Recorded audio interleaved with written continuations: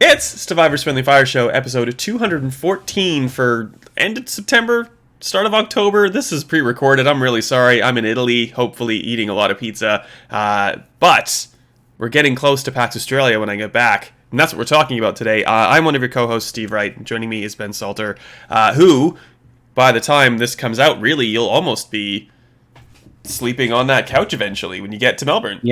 Well, I haven't been to PAX for years. Neither have you, because it hasn't been on. So what's it been on for the last 2-3 years? And we're back in Melbourne. We're back in proper PAX. We're in the convention center. It is if you're listening to this when this show is coming out, it is like the next weekend. So not the one that's in a couple of days, the one after. Yes. Very exciting, I think. So we can talk about it more the week before or something. We'll figure it out. I got really excited. I'm just really excited to go on holiday, to be honest, but also to go to PAX and see people, to just go and grab a beer with you, to go and like see half the people that write for this website that I literally haven't seen or have seen in like Jay. I think Jay came over and dropped off some beer because he always does every Christmas. He's such a lovely man. But like we did the weird thing of like, I think he came in, but we like stood at like opposite ends of my house being like, hello, how are you? Like waving at each other from like the length of my living room. Like it'll just be nice to see people. Properly see people. Well, because the Australian gaming community, by which I mean people who work in it, but more so just people who are into the whole culture, would get together every year at PAX. It was a massive thing, really. I think it might be a little smaller this year in terms of the numbers of people going just for that reason. I think people are going out a little less. Everything's so expensive. Buying tickets for this type of thing is maybe dropped away. But the people who are there are going to have a great time. So yes. I think it's exciting to come back together. I think it'll be more relaxed than previous ones. Like people were a bit antsy sometimes and kind of wanting to get to the next thing. Not having had one for a while, hopefully it's a bit more chilled. But yeah, we're excited. The main thing you should be excited about is you're on a panel. So I won't be there because I'll be flying over to Melbourne at the time, but you'll be there. So I will. Give us a plug. And I'm not going to give you a plug because you're not going to be there, one. And two, you don't really need to be there because I think, one, you're experienced enough in the industry in Australia to not need the panel. But two, I don't feel like you're really like trying to shop around your freelancing at this point. But like, again, you're more than welcome to. But and three, like you don't need to get tips on how to pitch to me because if you want to write something, Ben, by all means, it's approved. But that's what the panel is. It's at 4:00 on Friday in the Drop Bear Theater. It's a panel with myself, Shannon Grigsty from Press Start. There's Edmund Tran from Games Hub, Seamus Byrne from Byteside, and Alice Clark, who is a freelancer and writes for the Oz. I think that's everybody. I hope so. Sorry if I forgot you. And the panel's about how to pitch. So I'm not going to give too much away, obviously, because that's the beauty of coming to the panel to find out. But I think we're a good set of people from various different backgrounds and like different sizes and styles of media outlet where we can give perspectives on, like how you want to pitch to an outlet that's owned by a national media corporation, as an example, or on the other hand, this little like mom and pop show that I try to run without a mother, but you know what I mean. So like that, I think that'll be useful to people that are kind of just curious as to how to get into this industry if that's what you're curious about. And it's not like a how to get a job in the industry panel that like everyone has. I think it's more like a, if you want to write, here's how you can start setting yourself up to like prepare and to have a portfolio, and here's how to engage people. I'd like to talk about like internships and stuff because obviously we have Ethan along as our second intern from RMIT in Melbourne, so there's all these angles that I think are interesting, especially if you are a writer, a budding writer, a veteran writer, or whatever, or you're just curious to see how the internals of a Australian media outlet works, I guess. Yeah, well, I think you should, even if you're not interested in getting into that yourself, go along to hear how it works, because people often want to know, how do you do this? Where do all these articles come from? How come there are different names here? Like a lot of people may still assume it's the old school magazine way of you just have 10 staff and they're there full time, they're doing this thing. That doesn't really exist for any outlet. So like even the bigger ones, they're largely staffed by like one or two people. And then they just have some freelancers who often have other jobs, or they freelance for a bunch of places. They certainly don't sit in an office together. They're at their own house. They may never even see each other. So it's a interesting insight into how that all comes together. To be honest, even back in the magazine days, that's more or less how it worked. You'd have an editor, maybe a deputy, maybe one staff writer, and everyone else was just freelance. Yeah. And that was when there was money in this industry. So it's interesting to hear how it happens. Even especially if you're going to discuss like lead times and that type of thing, and how like a review works. I'm sure a lot of people don't know that, Yeah. especially when it's a freelancer doing it. Like how much time do they get to play it, to write it, all that type of stuff. You need some time to edit it, obviously. So probably those things that people don't think about when they just come in and want to get angry about the number you put at the end or something like that. And even that, like scoring a game for different outlets. Like everyone has a different scale. A lot of people just assume a 7 out of 10 is the same everywhere, but it's not. So all that stuff you may hear more about. I think you're right. I think we will. And I will tease a little bit. If you're from Sydney and you like want to write, it's really easy to get a preview out of Stevivor anyway. So like that's the sneak peek on how to pitch to us. Oh, in my opinion, I don't want to fly to Sydney for like an hour game anymore. It's too long. It's too hard. It takes all day. So there's your in. Anything else you want to say about PAX? Like I don't know if there's a lot of stuff actually going on in terms of people or games or things happening, but like it's not really about that. It's about the community and about getting together and celebrating games. So well, what would you say your tip is for PAX or even game conventions generally? How do you get the most out of a day at PAX? I don't even know. Like that's the bad thing. I try to avoid queuing for games and stuff, because the weird thing about PAX, I think we've talked about this before, is that like the games are either they've just come out or they're a week away. So if you're patient and you don't want to wait in a queue for like an hour or two, like that's out of it. But if you're like a tabletop fan, you can just go and play tabletop games all day with people who are obviously like-minded because they're there too. So there's something to be said for just walking around and kind of soaking up the atmosphere. And it's probably something I take for granted because we've done like the E3s and the Gamescoms and stuff. But that is exciting and energetic in its own, and I'm not sure like who's coming and what the booths are going to look like. It seems like it's going to be a little dialed down this year, but there's still that lovely atmosphere. I'm honestly looking forward to we have a pub session planned for Stevivor, so like anybody who's connected to the site gets to come and hang out if they want and grab a couple drinks, and it'll just be fun to catch up and like meet new people. Even like you always meet someone randomly because like you've got a lanyard on or something they do, and you have a chit chat about Zelda Tears of the Kingdom or whatever it's called. As you will. What about you? What are your tips? I'd agree. So I would say, take some time to take it all in. Don't try to rush around too much.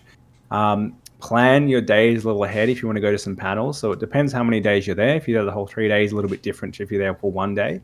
If you're there one day, don't try to go to too many. Maybe just pick one or two you're interested in. You do have to get there a little early, and I think you normally have to wait a little bit. But that's cool. If you pick some that you want to go to, perhaps yours, for example, or any of the others that tickle your fancy, plan ahead for those. So you're not kind of like, don't stand around in the hall looking at the program trying to figure out what to go to. Like if you have some idea what you want to do beforehand, it's much easier. If there's like a Ubisoft or something there, I would actually skip those booths, the bigger publishers, because they always have the biggest lines, and it's always for stuff which is either just come out or about to come out. And you pretty much know what those games are. Like you can watch someone on YouTube playing them. They're AAA games that you come to expect. Like Skull and Bones would probably be there. Should Ubisoft be there? I don't even know if they are. That's just a random. Yeah, I don't know either. There was what I was thinking of, and I was thinking of like booths because they have like a really good booth, but I don't know if they're even going to be there. Yeah, so if the big publishers like that are there, I would avoid them because they've got the long lines. It's not worth lining up something for 2 hours because it's just, I mean, that's what a lot of these big shows have been in the past. Go to the indie section. There's a massive indie game scene in Melbourne. There are so many developers who come to PAX because of that. And a lot of the time they're there. Like the people who've actually made this game are manning their booth. It's not some PR person. So they can talk you through what it is. They're super happy to chat. They're also super happy just to let you kind of watch someone else play if that's what you prefer to do. If there's one game which is super popular and it's got a big line around it, just go to the one next door. Like there'll probably be space there. You'll get around it. I think that's the better way to take it on. That's more what this event is. That's a really good tip. And to be honest, like that's how I first saw the Artful Escape. And like a myriad number of Australian games that I have imagined, like they've just left my brain. But like the Artful Escape's a great example, and it was like completely different when I saw it then to when I from what's out now. But like cool to see something, and like you can chart a game from when you see it at PAX to like when it comes out and just be amazed at what's happened. In terms of like my panel, I don't think you have to worry about it being like sold out or anything like that, but like don't rock up at 4. Like probably try to aim for like a quarter 2.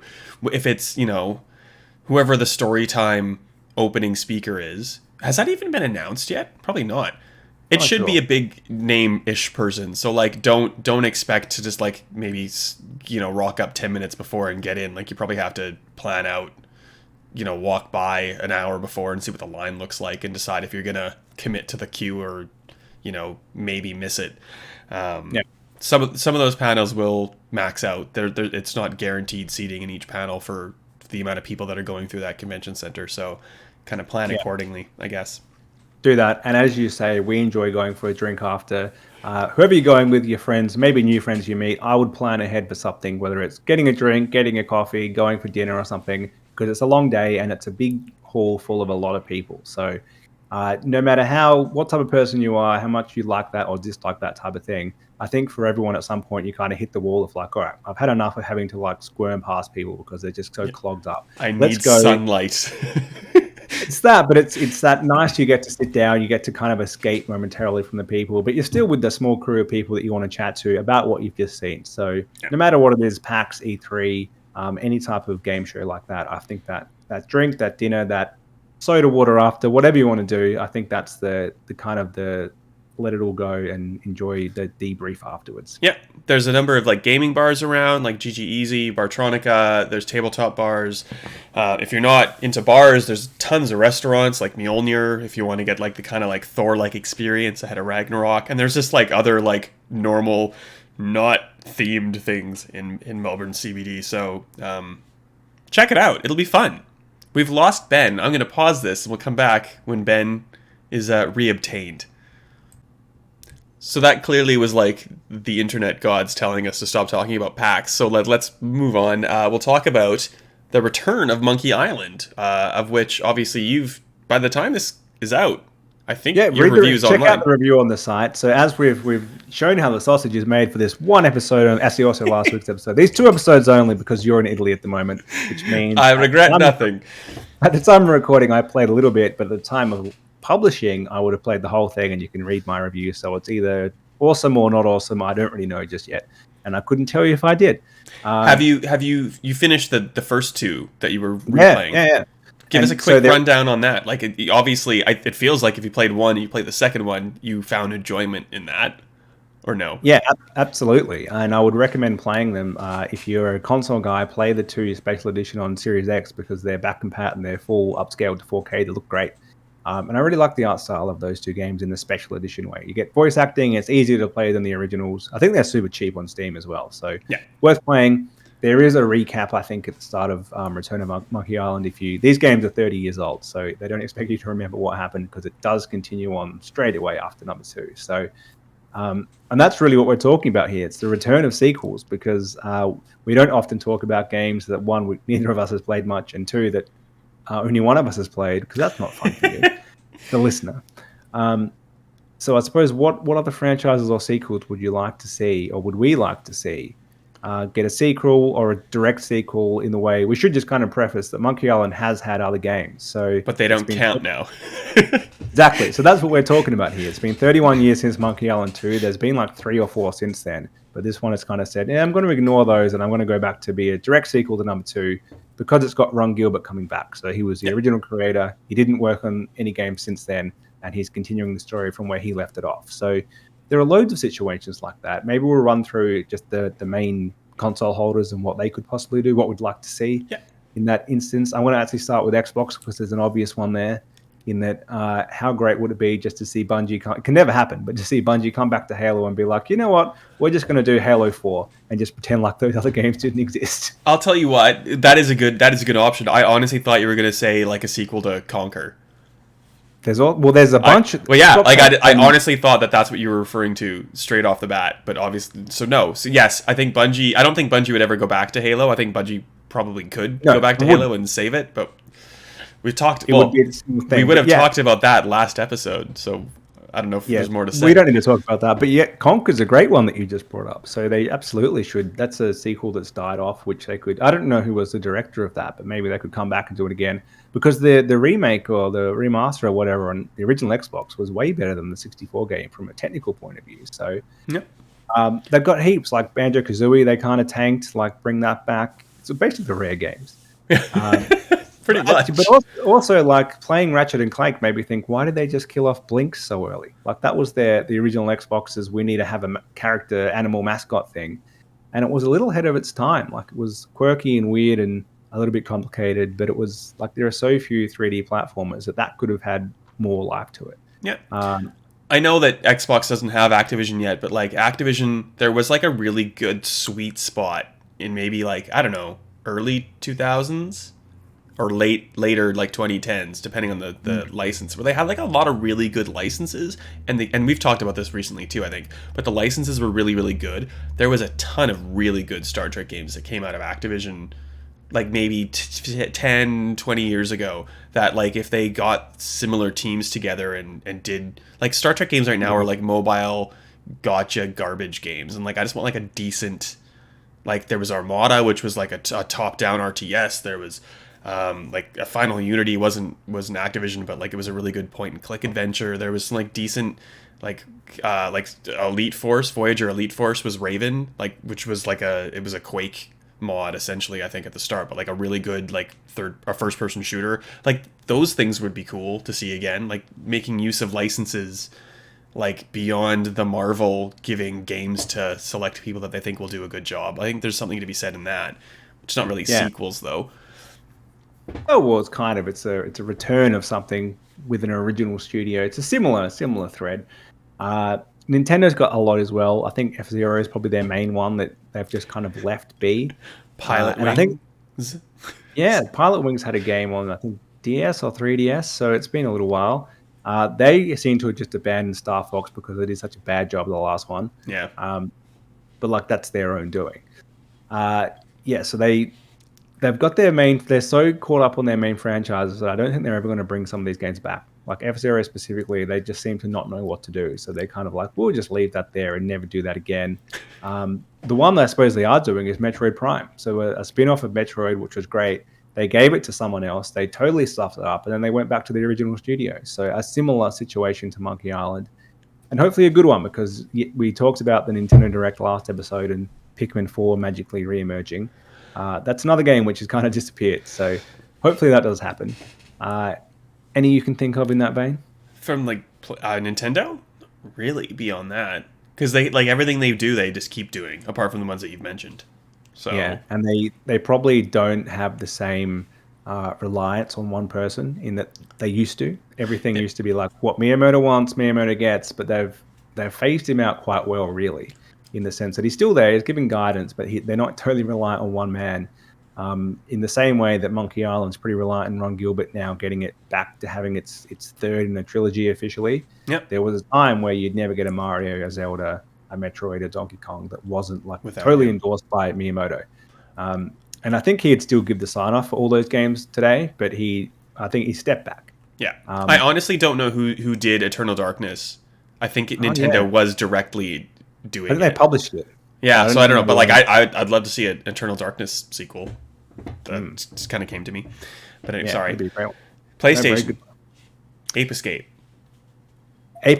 People love Ape Escape because it kind of come back with PlayStation Plus. Not directly PlayStation, but I would love to see Shinji get another go at Resident Evil. Yeah.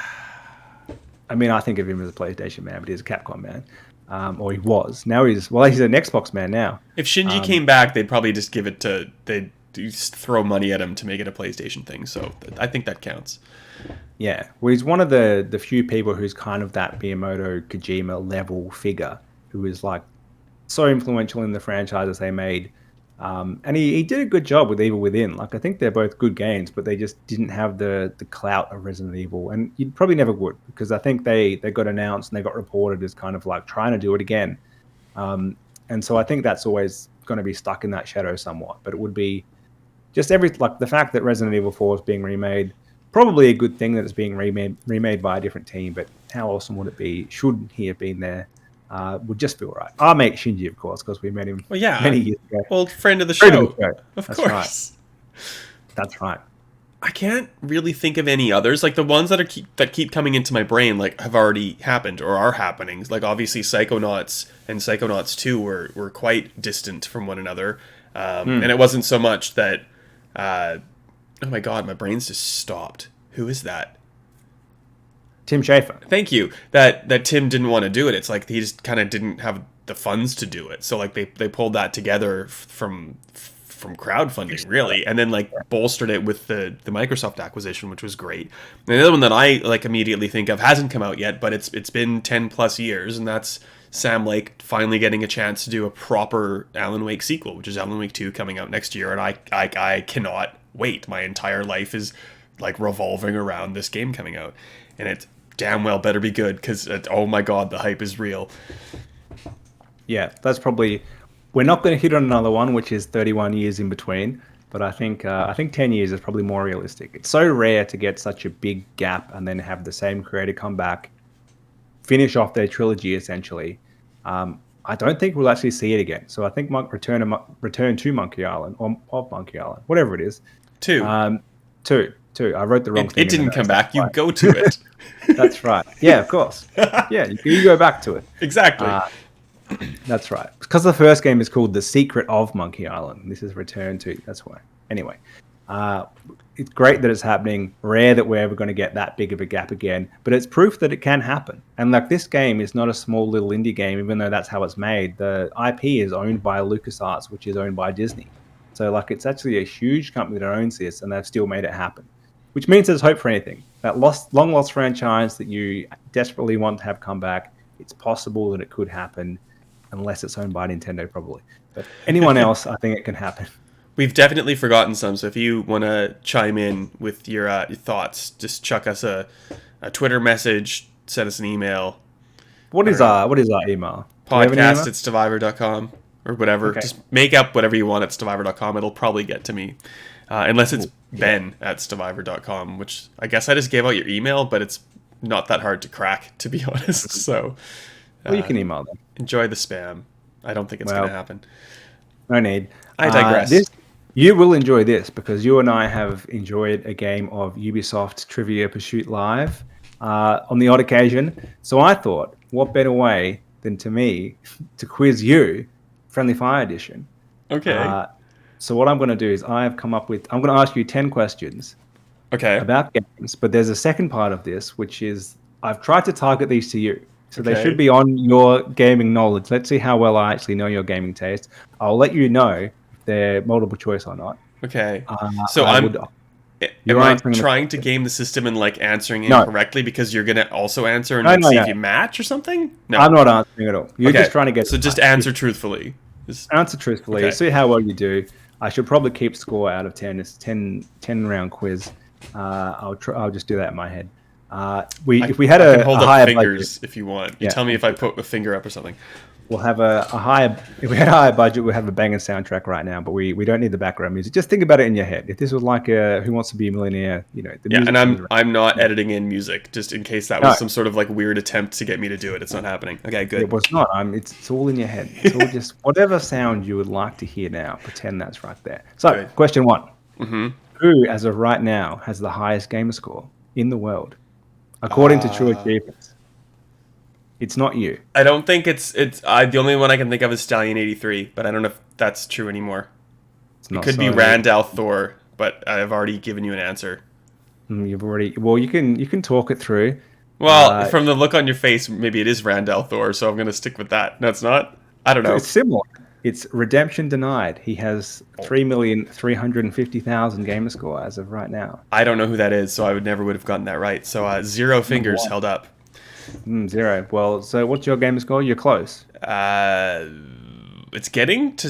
I'm not close at all. It's getting close to 700,000. I'm not entirely... It's like 670 or something? 680? Something like that.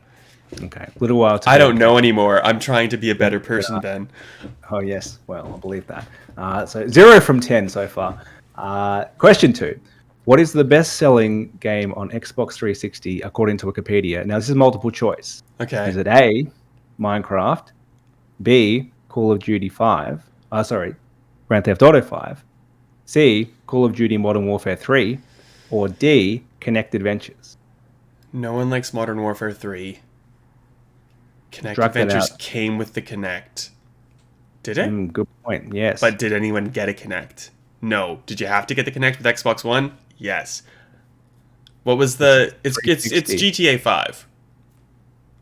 I will give you one hint. GTA It's- 5 came out at the very end of the It's 360's the life. Call of remember? Duty one that you said then.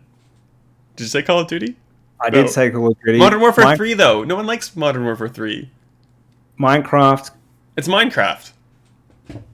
They're all very close. I don't know.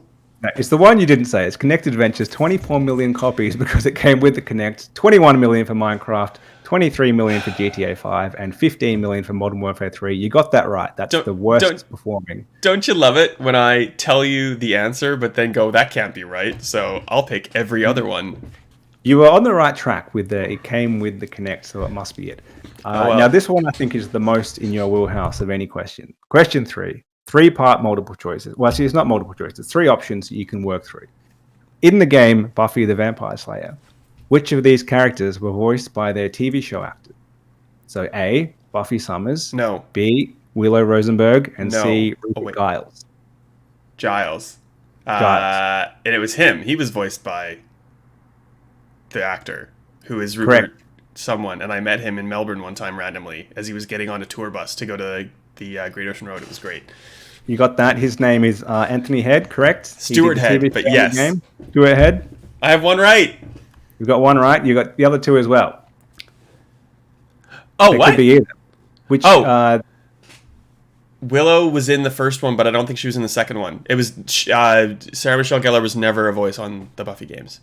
Correct, got it. You got Alison Hannigan was in the first Buffy the Vampire Slayer game. Because the second one, Chaos Bleeds, I think she got too famous for her own good and then didn't do it. You've nailed it. You know the voice actors of Buffy the Vampire Slayer. So 1 out of 10 is your current score. Very good. You should probably get 3 points for that one, actually. That Well, was, you're scoring, but I'll take 3 points if you want. You can have 3 points. It's a weird system where you could potentially get up to 30 out of 10. Question 4.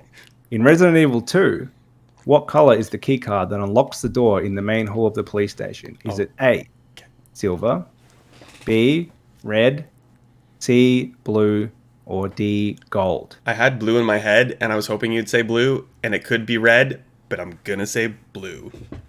Nailed it. Absolutely, it is blue. That is another... Well, they're your wheelhouse, Buffy and Resident Evil 2, so I would expect you would know those. Well... 4 out of 10. Did you mean the remake or the original? And did you mean the DualShock extended version, or like I don't know? It's probably blue. Does it matter? I don't know. It's, I got it right. Why am I complaining? Nothing. Right. Well, you're contesting the one that you got right. Outrageous. Question 5. Who did Nolan North replace as the voice of Ghost in Destiny? Peter Dinklage. Yes, correct. It was a big news article at the time. It was. I can't remember why it was such a scandal though. Nolan North was in every game. Well, it's the thing that happens in Destiny. So he was too expensive, so they got Nolan North to replace him, and then they had Nathan Fillion as Cade, and he got too expensive, so they killed him off. And then I think before they killed him off, they even had Nolan North doing the voice of Cade as well, so he was like doing double duty. And the same thing happened. That's really bad. I forget her name, but whoever was in Firefly was the voice of Ikora, and she got too expensive, so they got someone to replace her. So that's what happens, I guess, when you have a live service game that's not bringing as much money as it used to, or like Activision isn't prepared to pay the money for you, in the case of Bungie. Well, that's amazing history. We've got a gigantic history lesson there. So more than I thought you'd know. No, that's all good. That's the you worked it through. Question 6. What is the name of the local celebration that Alan Wake is invited to? Deerfest. That's right. Correct. Yeah. Easy. Well, that was an easy one. That should have been the first question. I'm feeling so good about myself, but the first 2 questions I completely bombed, but that's fine. That's all right. Well, this is another easy one. What was the name of Ellie's friend in the Last of Us Left Behind DLC? I don't know. Because I can't remember. Nah, I've got nothing.